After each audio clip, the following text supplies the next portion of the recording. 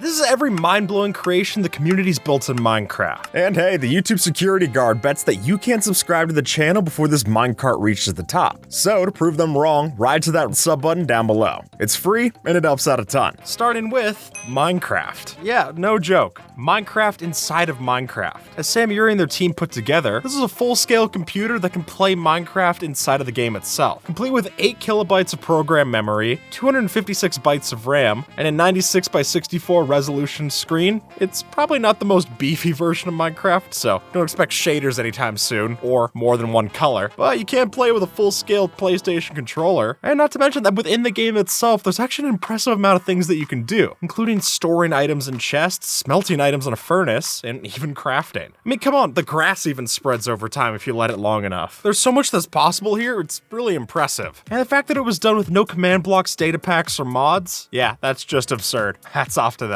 Redstone genius by the name Sloymay built full-scale Hangman in Minecraft using only redstone. In Sipover's redstone competition, they made it so there's not only a full display for you to play on, but also a death message that shows when you die. I mean, I have trouble picturing how much time it would take to lay out all the wiring for the buttons here on the button deck, let alone making it actually playable in the allotted time for the competition. Yeah, that's something special. And then they went one step further and added leaves for decoration on top of it. At that point, that's just flexing. I mean, you know what? They fully deserve to. Also featured in that same redstone competition was this masterpiece. Built by Mythical Pingu, we have a full-scale redstone tank. And it's not just the tank part that's impressive with this, but also how much is built inside of that tank. Like, did you know that it is a fully functional aircraft carrier? Meaning not only does it move, but the aircrafts can move with it. And also, its TNT cannons aren't just something simple, because when you press the button to fire them off, it'll dupe a whole bunch of TNT and then launch it off like birdshot. And of course, it's hard to look at this thing and not appreciate what's on top of it. This here's the Mega Nuke, and I can give you one guess what it does, but even when you expect the name of it, watching it in action's something else. And at that point, I have to agree with the original title of the video. Calling this the most expensive tank seems more than fair. I mean, it's even got netherite blocks in it just to show off. Meaning you can not only blow up your friend's base and then some, but you can do it in style. Building vault doors with redstone's nothing new. And while we've definitely seen some really large piston doors, what about a door made out of really large pistons? Made by crafty mastermen, this here isn't just a big vault, but it's a big vault made out of even bigger large-scale blocks. And those large-scale blocks are completely functional. Like, no joke, look at the pistons, the repeaters, even the redstone dust and torches. All of them work and all of them are giant. And honestly, when you look small compared to the buttons on the build, you know that you got something serious. But that's not even the largest piston that we're gonna see in the video. Since in this example built by Lord John 25, we get an inside look at how ridiculous it is to build one of these things. Now obviously the piston, or sorry, bigston, is itself something impressive to look at. And while it is fully functional, it's only when you fly inside of the machine that you can see how impressive this actually is. I mean, looking at all the redstone inside of this, it looks like you're flying into the Matrix. I can't understand this more than ones and zeros. And a lot of the redstone that we're seeing is to bypass the 12 block push limit of the piston, making this truly remarkable to watch, especially when you see a time-lapse like this. It's inevitable, folks. When you play in a multiplayer server or you happen to be next door to a creeper, your base is gonna get griefed at some point. I know, that sucks. So to defend against that harsh reality, let's be a bit more proactive and deck out your walls. You see, cobblestone generators aren't just useful for skyblock. We can also use them to reinforce your base.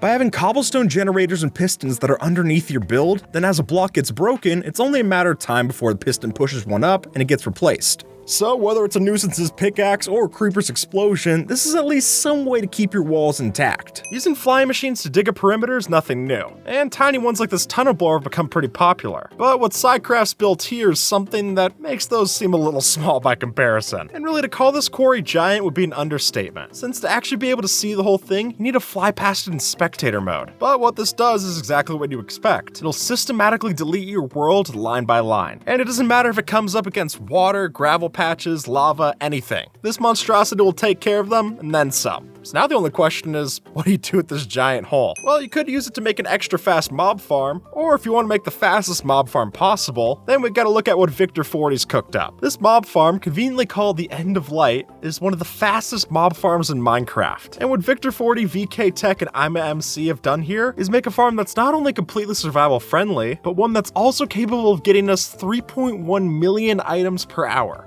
Which sounds great, but What items are we getting? Oh really, you have your pick. Since this farm will give you gunpowder, bones, arrows, rotten flesh like a regular mob farm, and then it'll also give you ender pearls, sugar, sticks, glowstone, all the drops that you would get from endermen and witches too. And then with the right kind of portal linking to sync this up, we could also add in other modules for wither skeletons and drowned as well. So you better figure out a good way to store all those items, I guess. Because just this alone, we're filling up almost 900 double chests worth every hour. I don't even know if I could place down 900 double chests in an hour. I guess we got some other prep to do before we build this. Here we've got both a flying machine and death from above. Since the design here makes a fully operational bomber plane that'll seamlessly carry you over whatever destruction you lay out. And despite clearly being effective, I also think this looks quite cool. But as you can see from Jackson's video, building this on a server that can't handle the lag might just mean that your machine goes up in smoke instead of your friend's base. But hey, at least you got your wish. You definitely did bomb the plane, just not in the order you hoped to. Flying machines open up a lot of great opportunities for redstone, but I for one am more interested in this walking machine, since what we have here is Mumbo Jumbo's famous example of building a walking house in Minecraft. And while it's not exactly going to be a comfortable journey, you can't really store as much as you would in a regular house, it's hard to say it isn't impressive when you walk past spawn with one of these. And seeing how other players have taken this idea and ran with it in their own flying bases, I think that's pretty special, if not a little terrifying. This redstone door is so big that Mojang literally had to update the build height just to fit it in. But ever since 1.18's changes to the world height, Lord John proves that we've now been able to build a 384 by 384 block piston door. Just don't expect it to open anytime soon, since the way that this is made to work is with a bunch of flying machines, and those have never really been famous for being too fast. But watching it in a time lapse like this, it's hard to say it isn't impressive, especially the fact that you're able to open up this whole contraption just from one button. And the fact that you would need roughly 50,000 sticky piston and slime blocks to make this happen, that's both beyond me and beyond what my slime farm's capable of. So I'll just stick to 6 planks and a crafting grid for me, thanks.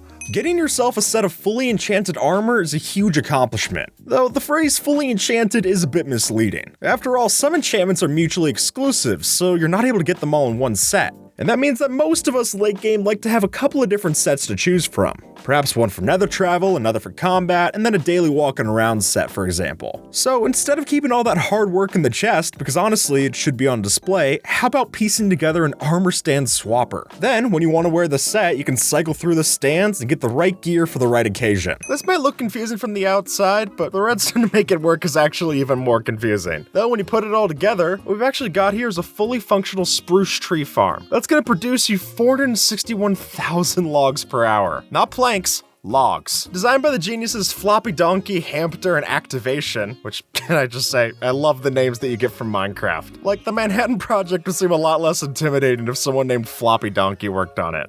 Anyway, and with the help of some very precise different blast chambers, and pistons to go and crush all the leaves, it's amazing to see something that handles the biggest trees in Minecraft as if they were just regular saplings. Truly impressive stuff. Snake is a game that works on basically any machine, and apparently that includes ones that we can build in Minecraft. Since its YouTuber MattBatWing shows off, they were able to code an entire algorithm just to be able to play the game as we would on regular hardware. And things that would sound simple to explain take a whole bunch of redstone just to get to work. Like, just to be able to remove the tail right, you need this entire grid of redstone here. And while it looks a bit confusing to see all the redstone, when you actually watch it play out on the screen, it moves pretty fluid. And I just think that's incredible, so credit to them. With a few snow layers placed just right, we're able to trap a gas fireball and actually use it for our own functioning gassed cannon. Now, obviously setting one of these up is going to be pretty dangerous, but as soon as you get a gas trapped, then we just need to have it shoot its fireball into the middle of snow layers like this and a slab over top, and that'll keep the hitbox in place, and more importantly, it'll let us stand inside without taking damage. And from there, all we have to do is punch, and we have the full capability to launch these wherever we so please. Oh, and if you want to make this cannon even faster, just add in more ghasts. Though I'd be remiss if I didn't recommend having this minecart with an activator rail to get you on top, because after all, we're working with some pretty powerful explosives here. We don't want to take any risks in how you mount it. Changing the color of a beacon with redstone's nothing new, but changing it seamlessly enough to make a fully RGB gaming beacon, that's something special. And while this initial color shifting design was made by PT Far, the way the cubic meter was able to expand upon this made the beacons both thicker and a lot more seamless, which I've got to say is pretty mesmerizing. So if having your entire desk set up RGB wasn't enough for you, then you could always learn binary coding and get it in-game. Yeah, I mean, it didn't say it was gonna be easy. And that's not the only crazy design from Cubic Meter that we'll see in this video, since what we've got here is not only a way to get us loads of obsidian, but also completely demolish the obsidian pillars in the end. See, by trapping not just one wither, not two, but 40 withers in the same pillar, we can get ourselves enough obsidian to make a giant overworld gold farm multiple times over per hour. And honestly, with all this obsidian, I'd love to start building with the stuff, but unfortunately, I can't break it quite as fast as a wither. Granted, I can't break any block fast enough to get to 240,000 an hour, so maybe I was gonna lose that one from the start. Nembon's one of the Minecraft geniuses. I mean, if Carpet Mod alone was any proof, they clearly know the ins and outs of how to make this game great. I mean, literally hired by Mojang to give you any idea. And this Guardian Mosh Pit farm is an incredible way of seeing just how much they can push the limits. Here we can see a version of the farm that gives us 1.8 million drops per hour. And while to build this, we have to completely get rid of the rest of the world around it. With the help of the World Eater quarries that we saw from earlier, that gets a lot more easy to do. And then with nether portals tucked in just right next to our spawning platform, we guarantee that every time that a Guardian's possibly able to spawn, it gets immediately transported to the nether and drops down this shaft to die on top of lava. You could even use looting to increase the amount of drops that you get from this farm.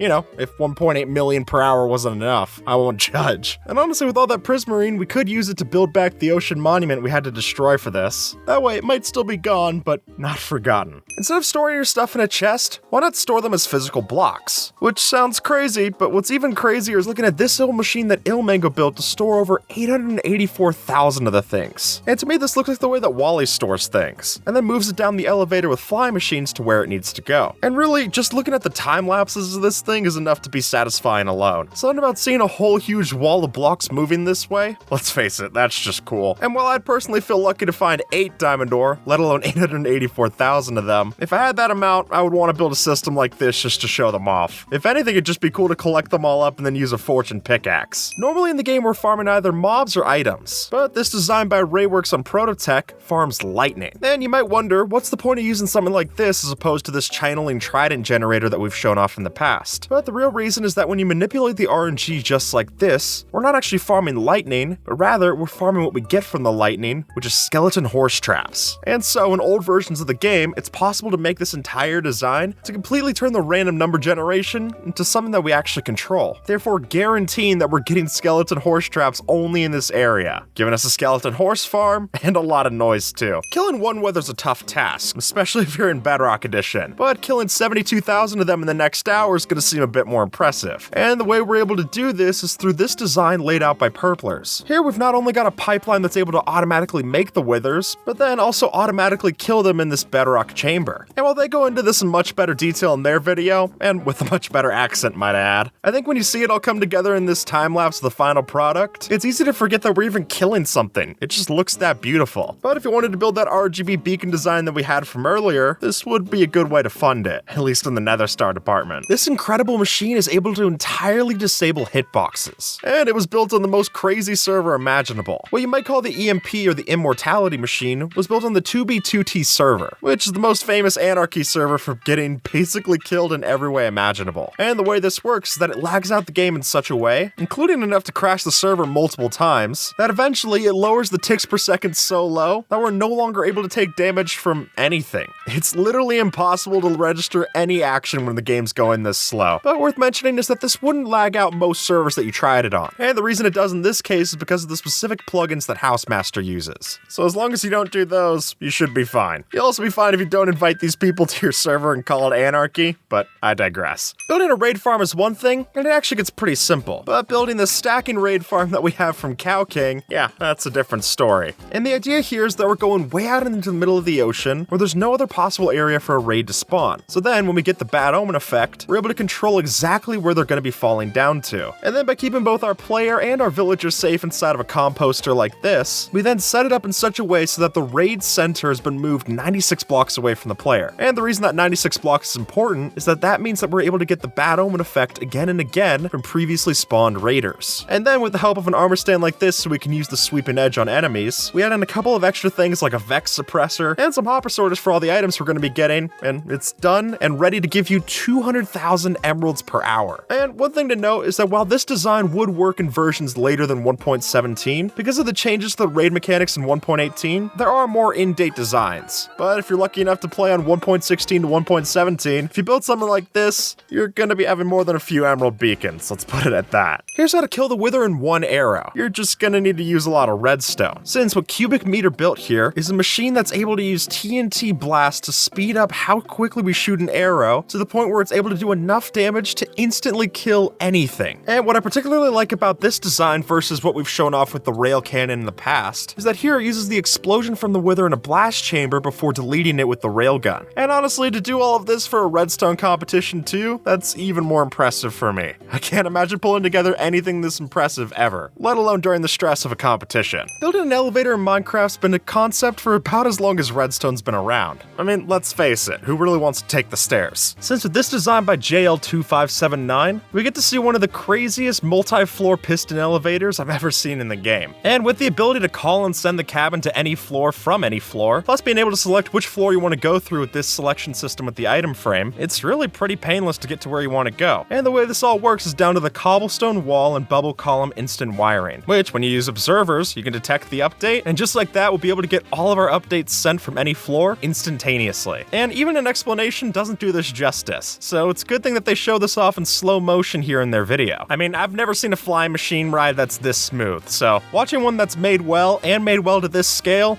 it's just insane to me. Here we have a design that uses slime block flying machines to make a fully functional crane game. And it's all survival friendly. Since as J2KL lays out in this design, we're able to use this controller at the front to precisely maneuver wherever we want our slime block claw to be. And then when it's over the diamond ore, or the stone if that's what you want, I won't judge, then you can extend the claw, have it pick it up, and it'll move it back to where it needs to be. And honestly, just looking up at the ceiling and seeing all of the different pistons that it takes to move this block a couple of different ways, it's pretty satisfying to see. If not a little confusing, but really all the best redstones like that. Now, we've talked a lot about how great it can be to reinvent and improve your Minecraft house with redstone. But what if we took it that one step further, got a bit more meta, and built the entire house out of redstone? Now, frankly, this can get a bit crazy, and the redstone is complicated to say the least. But being able to have your house both built and then retracted entirely through redstone systems, that's a sight to see. And sure, as you can see from this time lapse, it does take some time for the whole process to be done. But folks, Rome wasn't built in a day, so getting an entire house done and dusted in a few minutes seems like a good deal. Whenever you play Minecraft with friends, there's always that one person who has way too many dogs tamed. I mean, one or two is fine, but at this point it's starting to border on a problem. So in that case, I definitely wouldn't show them the kind of farms that we got cooking up here. Because thanks to the insane technical communities of Minecraft, we actually have a possible wild wolf farm in the game. And believe me folks, while this might sound simple, this is actually a huge undertaking to do. And really, unless you've tamed every single wolf in your entire zip code, there's not much of a reason to build one of these things. But when you see the kind of showcases that Sidecraft and Prototech show off, it really is impressive how many wolves you can get to spawn with one of these things. Only downside is it's going to be a lot tougher to pick out man's best friend when you got thousands of these coming through the machine. This is a flying machine, and this is a flying submarine. Since by using the same technology, user Dylan D was able to make this very realistic submarine that can cruise through the water with no issues. And while that alone is wild enough to experience, what really sells this to me is the little details. Like the fact that we're able to hop inside these minecarts for a quick little ride, or if we place TNT up on top of these blocks, they'll get pushed up with the soul sand bubble streams and explode any ships that are above us. Bombs away. Here's how you get a command block in survival, or a spawner, or an end portal frame, or really anything, by using a combination of some insanely complex techniques, such as population manipulation, save stating, falling block mechanics, instant tile tick, instant fall, async chunk loading on top of everything else. We can put those all together and get literally any block that we want inside of survival mode, which is definitely a lot to do, but just picture the amount of bragging rights that you get when you show off these in your next museum. Melon farms are nothing new to Minecraft, and there's plenty of different designs out there that exist to get you all the kind of melon slices that you need. But that's the thing, they get you melon slices. What if instead you wanted the full melon block instead of having to craft them? Well, if it's really that much of a big deal to you, then you can actually make a melon block farm using endermans. Sure enough, by taking a melon farm and an enderman farm and putting the two together, you can actually have the enderman pick up the block and then kill them to get the drop. I guess it might be more of a proper melon farm, but the problem is that as soon as you want melon slices, you just gotta break the melon blocks anyway. So at that point, building one of these over a traditional melon slice farm seems kinda silly. And that might be why we don't see a lot of these pop up in different servers. Take it from me, adding a hidden basement to your Minecraft house takes it up a definite notch. But you know what takes it that little step further? Developing a secret backdoor entrance to that said basement. Now, how you go about building the secret entrance is an open-ended question. There are a lot of different options to build here. But personally, my go-to is using this secret rabbit-based carrot detector, so that when you hold your carrot key nearby, Bugs Bunny over here will sniff it out and let you right in. It's straightforward, it's weird, and most importantly, it should keep your secret stash safe. Flying with an elytra in Minecraft is one of the most fun things that you can do in the game. But those wings don't always work well indoors, to say the least. But before you take off your elytra when you enter your base, here's a way that you still might be able to use it inside of your 4 walls. See, by throwing together a piston door system, laying it on its side, and then putting it in your roof, then you can have it open up and give you the perfect exit for your escape. Because trust me, if you give me the chance of launching out of my living room like a rocket or just strolling out of the back door, I'm definitely taking my wings and things and going right through the roof. Everyone hates making trips back to their chests to restock every time they run out of rockets. And I don't think an ender chest is the solution. It really just pushes off the problem to restock later. So that's why what DocM did here is really impressive to me. This here is a system that'll wirelessly restock his rockets whenever he gets low. And while that sounds like command block magic, it's actually redstone magic. And a bit of a glitch. See, with a lot of powered rails, we can do something called update suppression, completely stopping the game from updating. And then, with a certain setup of hoppers, we can remotely link our inventory to a chest. And that process is called item shadowing, meaning with your hotbar set up in a certain way, you can infinitely use rockets without ever having to carry more than what's in your offhand. And now we just need a way to wirelessly recharge your mending elytra, then we'd really have something going. So we've seen that with update suppression, you can make some pretty crazy things. But probably the weirdest one has to be when you get bedrock to actually drop as an item. Yeah, no joke, even though it was coded out in 1.9 for bedrock to drop itself as an item, the geniuses over on Prototech and Sidecraft have found out ways in 1.12 to get bedrock to actually drop from end gateways. And honestly, you know when you completely broken the rules of Minecraft? When your trophy chest looks like a 5-year-old showing off what they got in creative mode. And if I didn't actually see them get it with my own eyes, it'd be hard to believe it's true. That's how remarkable the feat is. I just hope they're careful where they place it after they get it. Let's say after spending a bunch of time in your basement doing who knows what, after you pop up into the surface, you need to check the time of day. But let's be honest, a clock is boring, and not only that, it takes up resources and valuable inventory space. Not exactly a great deal. So if you're as fed up with these gold pocket watches as I am, then what you gotta build is a fully functional ceiling indicator clock. All you have to do to set it up is just put daylight sensors on some of the redstone lamps and then fully power the others, so that at night it's a moon and then in the daytime it's the sun. Not only does this give a helpful visual indicator for when you actually come out of your basement to see the time, but also it's definitely a nice thing to look at. By using RNG manipulation, we can guarantee that we get the most out of our fortune pickaxe every single time, which means that instead of averaging 2.2 diamonds per ore that we break, we're getting 4 diamonds every single time. And while the systems that make this happen are more complex than I can go into, I think this is the prime example if you gotta spend a lot to make a lot. And when you get the maximum amount of redstone every time that you break an ore, investing this much just seems like a drop in the bucket. Instead of trading with your villagers in the overworld, you should trade with them in the end, for the simple reason that if you get a villager set up like this, and then use the end teleporter gateways, we're able to easily keep trading with the same villager without it ever timing out. And the best part about this user design is that we don't actually have to break bedrock to do this, but rather we just flip the trap door, activate the water source, and then trade with the villager as we're getting teleported between the 2 different spots. That alone makes it completely possible to keep trading with this villager as many times as we want, since it bugs it out and it'll never have to restock. So while it might take some time to set this all up, this definitely could be a design that saves you time in the future. Showing off your base to a friend can be a great bonding experience, until you find that one greedy one. Yeah, you know the one, the player that always has a nose that they want to stick in every single chest you have lying around. So, to keep your privacy and take out the trash, so to speak, why not build a bit of a Trojan horse trap to do the trick?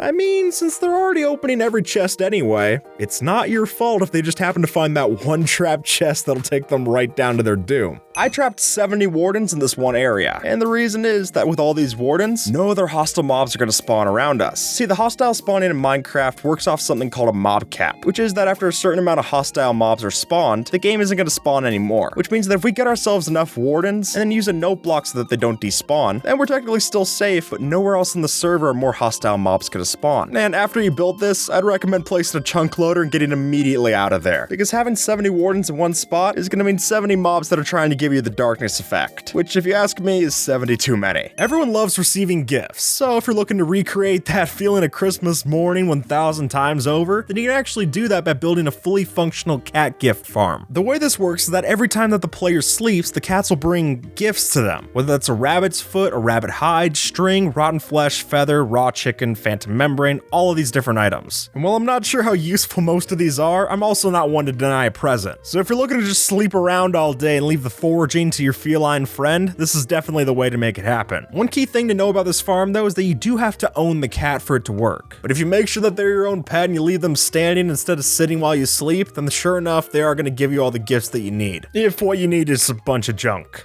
In Minecraft, getting a bunch of valuables is the definite aim of the game. So if that's the case, you gotta give your diamonds and netherite a bit something more special than just having them in a chest. So to do that, to really crank up the splendor of your vault, what you really need to do is combine the powers of slime and honey blocks to make a huge vault door for your base. As Mumbo Jumbo will surely tell you, as soon as 1.15 rolled around, we were able to do some crazy contraptions by mixing together the honey and the sticky. And now it's time to put all of those to work inside of your world. Mob farms are nothing new, but a passive mob farm, that's something special. But if we use something like world eaters to get rid of all the other spawnable area in a place, then once we add in well-lit grass blocks into the middle of spawn, we guarantee that all peaceful mobs that are supposed to be spawning only spawn where we want them to be. And then we use a flying machine to push them over to the killing method and get ready for the next batch. And if you're wondering why we built it so low in the world, again, that's to increase the amount of spawn rates that we're gonna get, which is a hassle to build, but it's also just about the only reliable way that we're getting a constant automatic source of cows, pigs, sheep, and horses. So I think it's a worthwhile trade-off. The 1.14 update added a bunch of different tables to keep track of, which on the one hand is great. I mean, there's plenty of stuff you can do with them, but on the other, finding room for your crafting table and furnace setup was hard enough. And now you're telling me you have to worry about a stone cutter and a smithing table? It's just too much. So to keep up their utility without ruining your floor plan, a crafting table block switcher is definitely the way to go. Fortunately, because they're not tile entities, all of these can be moved around with pistons. So when you're ready to use the next set, all you gotta do is trigger this input and the blocks will get cycled around for the next rotation. Watch closely, because if you blink, you might miss this one. Since by using a Ravager setup like this, we're able to launch ourselves over 1,000 blocks just like that. After building this user design, the steps are pretty simple. We move into the pressure plate while holding the block key, making sure that the fence gate locks us in place, and then after we block enough time so that the Ravager gets stunned, which you can tell by its head shaking around, then we quickly click this minecart, keep blocking, and then wait for it to hit us again, until just like that, we're shot hundreds of blocks away from where we started. Just make sure you have a safe place to land when you get to the other end. After all, you wouldn't want to die 1,000 blocks away from where you're supposed to be. I'm sure you all know that smart homes are all the rage these days. So if you're looking to boost your Minecraft house's IQ points, why not try to add in a few of these automatic lights? And you might be wondering, how do these work? Well, the secret lies with this little guy underneath the floorboards, a pufferfish player detector. And because of the way this mob's hitbox works, as soon as you walk up and arrive, then it'll actually turn on the lights for your arrival. And you know what's even better? It could be tileable, meaning you could stack a whole bunch of these around the entire house so that whenever you return, the whole thing is going to light up like a Christmas tree. If you want to have an overabundance of leads, then it is totally possible to make it out of infinite string and slime ball farms. But when you do that, you run into the pesky problem of crafting. So if you're not looking to lay out all those ingredients in a crafting grid, then this can save you a step. The concept of this is fairly simple. We build a large spawning platform for wanting villagers to come into play, then we put a bell in the middle that they make their way towards. And as soon as they're there, you kill them off and their llamas, and then you're able to get free leads for you. Granted, this process does make you into somewhat of a genocidal maniac, but if you really want to save the time on crafting, then it's the price you gotta pay. And as long as the authorities don't know, then we'll just keep it our little secret. Why did we make our bee farm in the nether? Well, strange as it might be, by having these little helpers buzzing around in the nether, there's no day-night cycle, so they just work constantly. And then if we add in a chunk loader like this one, where ever so often it sends an item through the portal so that the chunks don't unload, then we make sure that those bees legitimately work non-stop all the time, regardless of where we are in our world. And that'll be the best way to get all the honey blocks necessary for when you're building this kind of crazy redstone vault door. Now, let's be honest, infinite water pools are a necessity, but they can end up being an eyesore. So if that's the case, let's get a bit more creative for your kitchen. To make this work, all we have to have set up is that a dispenser will pour fresh buckets of water into your sink. And then as soon as you take one out, an observer will detect it and refill. And honestly, a waterlogged stair looks so much nicer in your bathroom or wherever you put it than some kind of big water basin. Slime farms are nothing new, but making a slime farm that doesn't rely on slime chunks, but instead the swamp stone spawning mechanics, that's a whole other achievement. And as you see from this design, this is now possible only because of the 1.18 spawning changes that prevent certain mobs from spawning if there's a light level above 0. But because mushrooms emit a light level of 1, we can use that to spawn proof an entire area so that only slimes spawn. And then as soon as we go up to this platform way up in the sky, you'll see that sure enough, the slimes are spawning down there. You just might need to increase your render distance to actually be able to see it. If you're looking to trick out your house with redstone and you're not even considering adding in secret storage, you're wasting your time. Folks, let's be honest, if you're gonna go through all the effort of putting pistons in your house anyway, then a couple of secret doors is definitely the way to go about it. Because really, why should your party guests be coming down into your basement anyway? That's your business. So if you want to keep them away from touching your valuables, then all you gotta do is hide hidden levers amongst your base, and then when you flick those, it'll open up a secret door passageway, normally through a bookshelf, and you'll be able to go down and check it out. Look, I love trading with villagers, but when I'm done with my business, I don't exactly want to hang around with them. No offense, but they're not much for conversation. So if you're like me and you just want to reap the rewards without having to deal with too many Squidwards in your base, then a villager pop-up system using slime blocks is definitely the way to go. As you can see here, when you're ready to trade away your glass panes, all you gotta do is flip this and the villager will pop out from the floor ready to do the business. And while this might not seem entirely humane, look, I won't tell the iron golems about it if you don't either. We'll keep it our little secret. One of my favorite bits of redstone ingenuity is when you use it to kill other people. And this machine could do more than that. It could also one-shot the Ender Dragon. Affectionately called the Rail Cannon, there's been multiple different designs to build something called the Never Forget, which is a fancy way of saying a machine that'll speed up an arrow shot so fast that it'll be capable of dealing 1200 hit points of damage on the dragon on impact. Literally, as soon as the dragon spawns in, it's already gone. And honestly, when your machine starts to work as fast as typing in the /kill command, I think you know you got something impressive on your hands. And while the Rail Cannon is a great way of killing the Ender Dragon in an instant, it does require quite a bit of user input. So that's where Fast Jazz's design of a super fast AFK Ender Dragon farm comes in. Now, why you'd want to farm the Ender Dragon so much, I'm not entirely sure. Unless you're using something like the Vanilla Tweaks data pack where it drops on Elytra every time, this seems like a lot of work. But take it from someone who's had to kill the Ender Dragon 19 times plus for a video, and the opportunity to have all that hard work done for me does seem pretty appealing. And the way we do this is that we use TNT duplication to specifically drop the TNT and take out all the different end crystals that we need to. And once the Ender Dragon has no way left to regenerate, it'll keep flying above us trying to damage the player. Meanwhile, our TNT drops from above and takes it out. Truly beautiful. Obviously, enchanting your gear in Minecraft is an absolute necessity.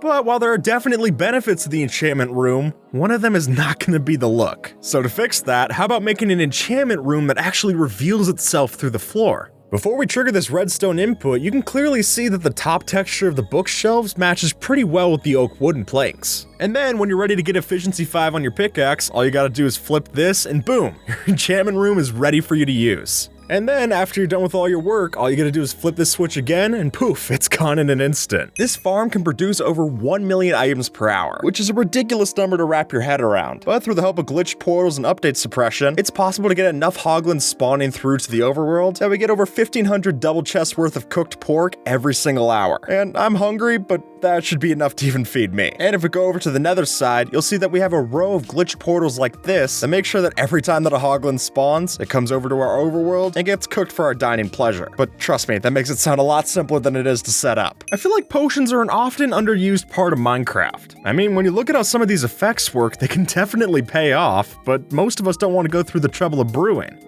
So if instead you want to benefit from all those different potion effects, yet still not waste your time in the potion system, maybe try this. By building one of these potion systems where you can select the different ingredients whether through a lectern or an item frame, then it saves you a trip of having to go through all your chests to find the perfect spider eye to make your poison potion. And then, after you've got it built, all you gotta worry about is just taking those potions out of the brewing stand when they're ready. Here's why you should be using armor stands in your item sorter. Because with this design by Mango, we use dispensers and armor stands to figure out very specifically which items are stackable and which ones aren't. So while a normal item sorter wouldn't be able to tell the difference between armor versus a sword, this one can. And if you're playing in 1.19, this design got pushed even further through the addition of allays, which does a lot to keep our chests from just ending up in a miscellaneous, not sorted pile. And for that, I'm thankful. When you're playing Minecraft for long enough, you're sure to accumulate a lot of junk, which is par for the course, but at some point you gotta get rid of it.